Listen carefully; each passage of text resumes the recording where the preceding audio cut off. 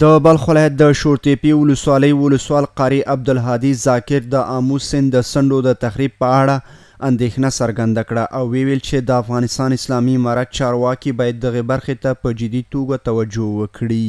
ولسوالی شورتیپی که است از اثر تخریبات دریای آمو در تمام قریجات این ولسوالی آسیب پذیر بوده و سالانه صدها جریب زمین را به کام دریای آمو فرو میبرد. مردم ساکن این ولسوالی از اثر باد و کوچهای موسمی که در دشتهای این به وقوع می افتد ده ها جریب زمین های زراعتیشان زیر ریگ روان می شود. ښاغلي ذاکر د خپلو بریالیو فعالیتونو ته په اشارې سره وویل چې په تیرو څو میاشتو کې 3000 بزګرانو ته کیمیاوي سرې تخمونه او همدارنګه 1000 مالدارانو ته د څارویو واښه او د اړتیا وړ توکي ویشلي دي. به تعداد 3100 فامیل تخمای اصلاح شده توزیع نموده است و مؤسسه محترم هنگر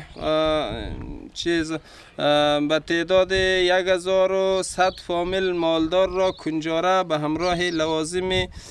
شیرجوشی و انواع واکسین های حیوانی در این ولسوالی فعالیت نموده است. د یادونې وړ ده چې د بلخ ولایت د شورتیپی ولسوالۍ خلک په کلیو کې د مواصلاتي لارو له نشتوالي شکایت کوي او له دولتي بنسټونو د ټولنیزو ستونزو د حل غوښتنه کوي.